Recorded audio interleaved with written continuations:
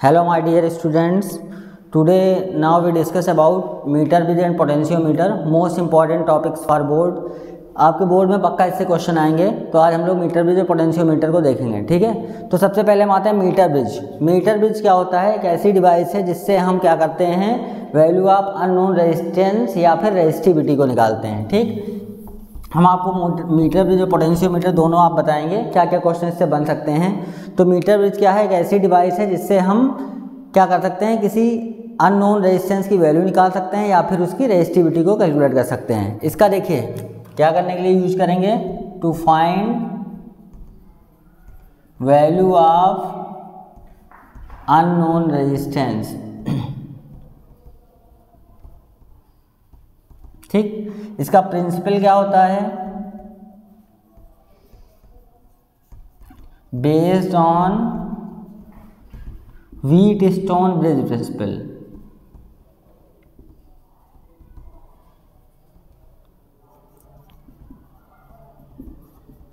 Wheatstone bridge principle आप सभी को मैं बता चुका हूं। इसमें देखिए क्या करते हैं, इस तरह से आपका अरेंजमेंट होता है। एक में हम अननोन रेजिस्टेंस लगाते हैं, दूसरे में रेजिस्टेंस बॉक्स जिससे हम अपने आप रेजिस्टेंस अप्लाई कर सकते हैं। ये हमारा 100 सेंटीमीटर या 1 मीटर का वायर होता है, इसीलिए इसको क्या कहते हैं हम, मीटर ब्रिज। ठीक है, इसीलिए इसको हम क्या कहते हैं, मीटर ब्रिज। जो वायर होता है वो किसका होता है?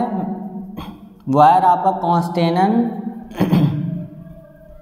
आर मैग्नेनिन का होगा, क्योंकि टेम्परेचर के साथ इनके रेजिस्टेंस का वेरिएशन बहुत कम होता है। अब देखिए इसके बाद क्या है, मान लो इसका हम मान लेते हैं small R per unit length. अगर इसका रेजिस्टेंस है तो बैलेंस कंडीशन में क्या होता है बेटा, इसको जॉकी को यहाँ से स्लाइड कराना शुरू करते हैं। जहाँ पे हमें गैल्वेनोमीटर में 0 मिल जाएगा वहीं पे रुक जाएंगे।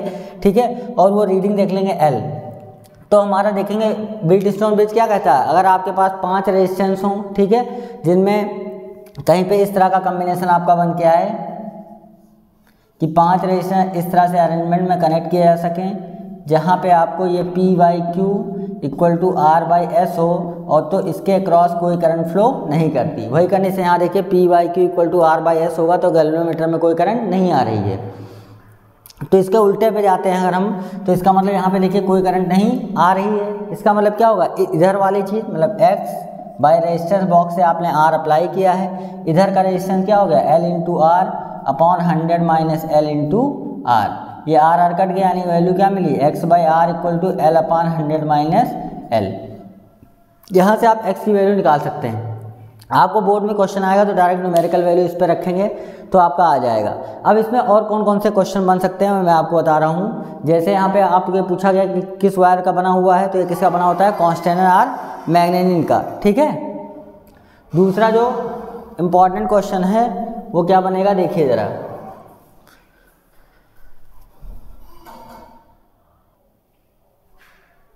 देखिए दूसरा जो क्वेश्चन बन सकता है आपका वो क्या है कि आपका व्हाट हैपेंस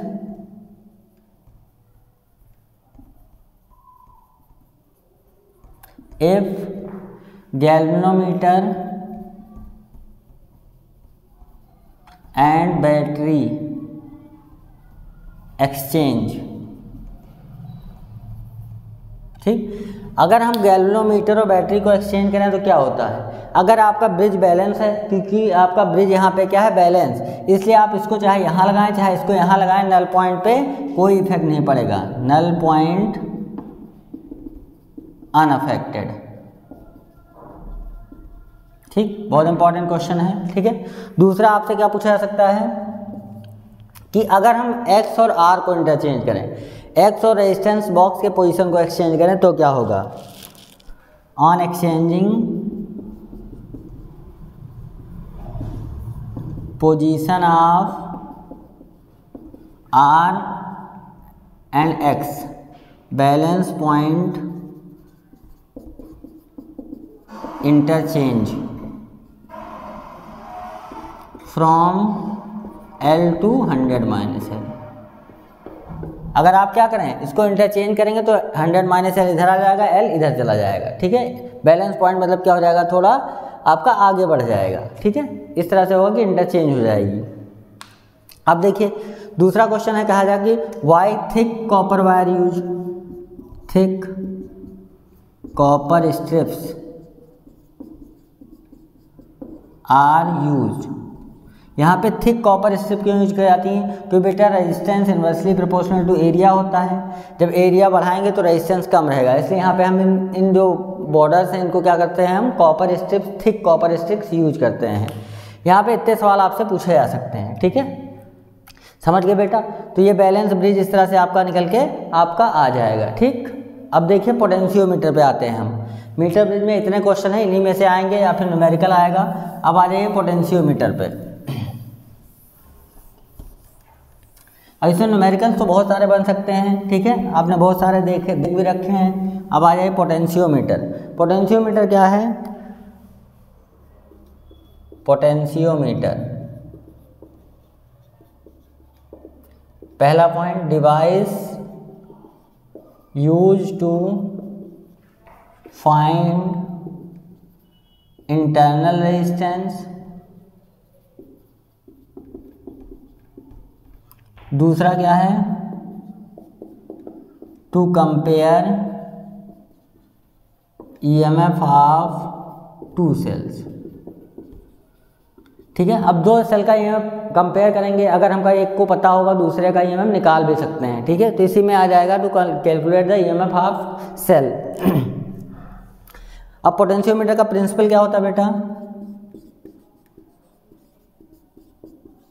ये क्या कहता है? Fall of potential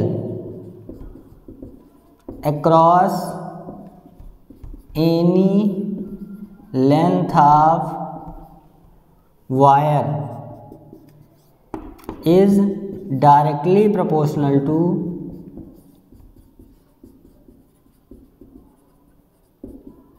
length of wire।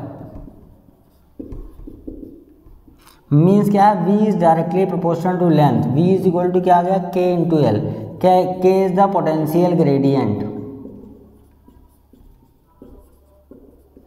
ठीक। ये इसमें प्रिंसिपल यूज होता है।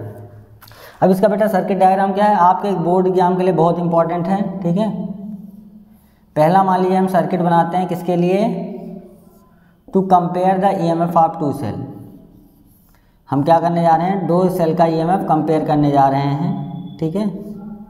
ये आपने नोट कर लिया होगा, समझ गए हैं क्या है दोनों चीज़, प्रिंसिपल और ये, ठीक। ये इतना नोट कर लेंगे। अब देखिए पोटेंशियोमीटर की शक्ल कैसी होती है। पोटेंशियोमीटर कुछ इस तरह से होता है। यहाँ पे हम की लगा देंगे, यहाँ पे हैवी रेजिस्टेंस चाहे तो जोड़ सकते हैं, कभी कभी ज़रूरत पड़ती है, ठीक है।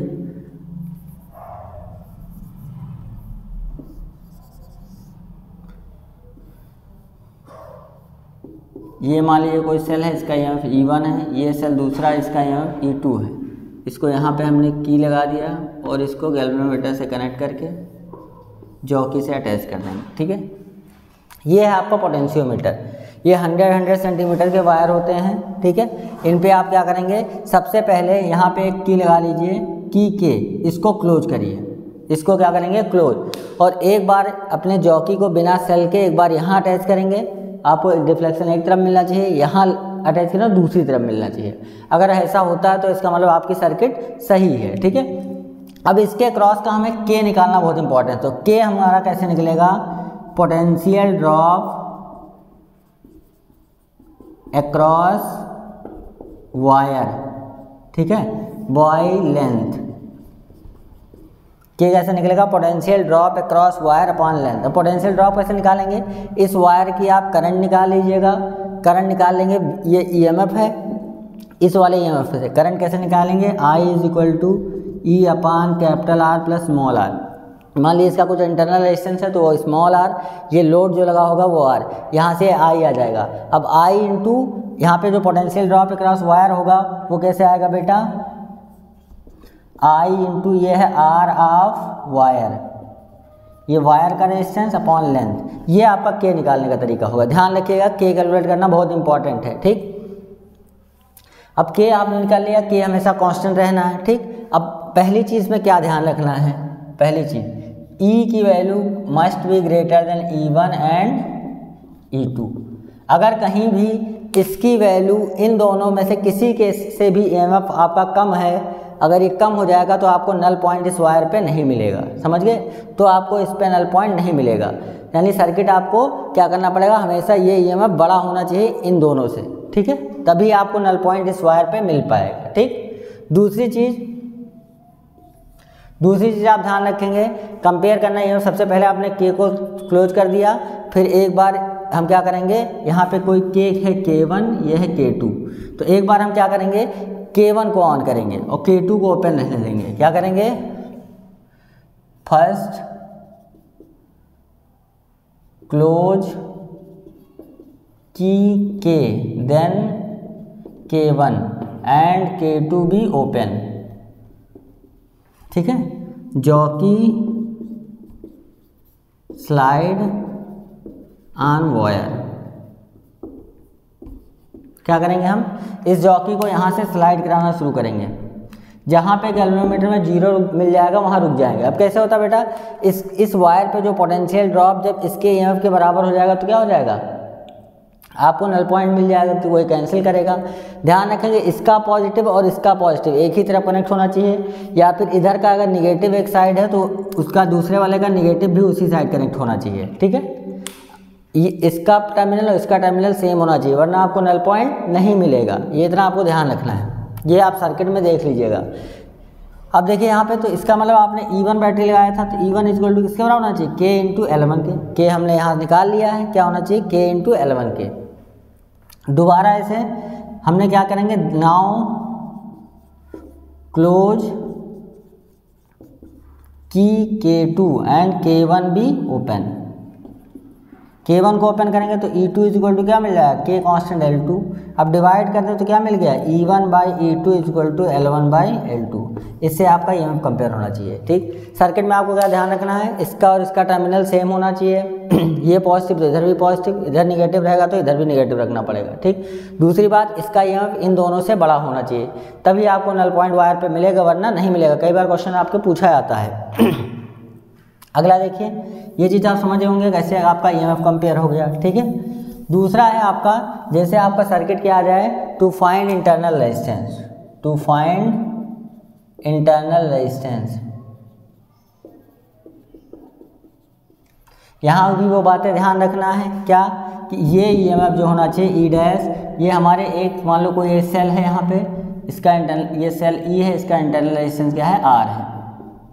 यहाँ पे अब हम क्या लगा देंगे, रेजिस्टेंस बॉक्स, ठीक है, ध्यान रखिएगा बेटा, यहाँ क्या लगा देंगे, रेजिस्टेंस बॉक्स। फिर वही काम करेंगे, पहले हम इसके K को क्लोज करेंगे, फिर इसको क्लोज करेंगे, ये K1 को क्लोज कर दिया, ठीक है, क्लोज K देन K1, तो आपको E इज इक्वल टू क्या मिल जाएगा, K इंटू L1, ठीक है। नाउ अब इसमें अंतर क्या करना है, क्लोज बोथ की K1 एंड K2, ये K1 और K2 को दोनों क्लोज करेंगे। अब देखो बेटा, बैटरी के क्रॉस जब एक्सटर्नल रेजिस्टेंस लग गया तो वो आपको ईएमएफ ना देके क्या देगा, टर्मिनल वोल्टेज, क्या देगा आपका, टर्मिनल वोल्टेज। तो टर्मिनल वोल्टेज देगा, इसका मतलब आपको V मिलेगा, V equal to K into L2। अब अगर हम निकालें तो E बाई V हमको यहाँ से क्या मिल जाएगा, L1 बाई L2। आपको पता है स्मॉल r क्या होता है, E by V minus capital R। Value रख देंगे तो क्या मिल जाएगा, L1 by L2 minus 1 into capital R। ये इंटरनल रेजिस्टेंस निकालने के लिए फॉर्मूला है, बहुत इंपॉर्टेंट, आप याद रखिएगा, इस पर क्वेश्चन आपके आने की संभावना है। अब आते हैं हम इसके रीजनिंग पे क्वेश्चन। रीजनिंग के क्वेश्चन कैसे क्या क्या पूछा जा सकता है बेटा, जरा देखिए।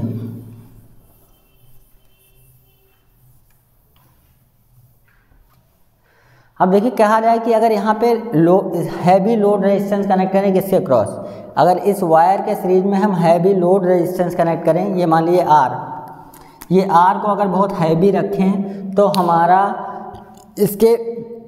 हमारा इसे जो पोटेंशियोमीटर है उसके नल पॉइंट पे क्या फ़र्क पड़ेगा, ठीक है। तो जब हैवी रेजिस्टेंस रखेंगे बेटा तो इससे जाने वाली करंट क्या होगी, घटेगी। इससे जाने वाली जब करंट घट जाएगी तो इसके क्रॉस पोटेंशियल ड्रॉप क्या होगा, इसके क्रॉस पोटेंशियल ड्रॉप आपका कम हो जाएगा। जब पोटेंशियल ड्रॉप कम हो जाएगा आपका, तो पोटेंशियल ड्रॉप कम हो जाएगा तो आपकी इसकी सेंसिटिविटी इंक्रीज हो जाएगी, ठीक है। क्या करेंगे, connection of heavy load with wire, तो क्या होगा आपका, सेंसिटिविटी इंक्रीजेज। तो आपको क्या हो जाएगा, अब आपका नल पॉइंट बढ़ेगा। क्या हो जाएगा, नल पॉइंट ये आपको रीडिंग कहीं आगे जाके मिलेगी, क्योंकि जिस पोटेंशियल पे यहाँ पे आपको मिल रहा था L1, अब आके कहाँ मिलेगा, जाके आगे मिलेगा कहीं। ठीक है। दूसरी चीज़ आपसे इसमें पूछा जा सकता है कि हमेशा why it prefer to find null point in middle. मतलब कि अगर 400 मीटर का वायर है तो हम 200 के आसपास लाने की कोशिश क्यों करते हैं, या 100 मीटर का वायर है तो हम 50 के आसपास नल पॉइंट लाने की कोशिश करते हैं। तो बेटा उसका आंसर क्या है, to minimize end correction. End correction या कह सकते हैं एरर। ठीक है। उससे क्या होता है, जब मिड पॉइंट पे लाते हैं तो एरर हमारी क्या हो जाती है, मिनिमाइज। तो सेम क्वेश्चन आपके मीटर में पूछा जा सकता है कि हम null point middle of wire क्यों लाते हैं, क्योंकि उससे एरर हमारी क्या हो जाए, मिनिमाइज हो जाए। ठीक है, समझ गए। तो आप ध्यान रखिएगा, ये वायर है, इस तरह से के निकालेंगे। ऐसे सवाल आपसे पूछे जा सकते हैं कि आपका नल पॉइंट नहीं मिल रहा है तो क्या करेंगे, हम कनेक्शन चेक करेंगे इन बैटरी का कि सही जुड़ा है नहीं जुड़ा है, फिर देखेंगे कहीं इस वाले EMF की वैल्यू इससे कहीं कम तो नहीं है। ठीक है, यही सारे कुछ क्वेश्चन आपसे पूछे जा सकते हैं। इसके न्यूमेरिकल्स हैं बहुत सारे, आप ट्राई कर लीजिएगा। इस तरह से के निकलेगा, अगर जहाँ आप सबसे पहले आप के निकालने की कोशिश करिएगा। अगर पोटेंशियोमीटर का कोई क्वेश्चन आता है जो डायरेक्ट फार्मूले से आपसे नहीं हो पा रहा है, कुछ मुश्किलें आ रही हैं, तो सबसे पहले आप के निकालिएगा। के निकाल के सॉल्व करेंगे, आपका क्वेश्चन हमेशा सही आएगा। आज के लिए इतना ही, धन्यवाद। कल मैं आपको आज मैंने मीटर विद पोटेंशियोमीटर बताया है, नेक्स्ट डे आपको मैं बताऊंगा मूविंग कॉइल गैल्वेनोमीटर। ठीक है, in one shot. Thank you.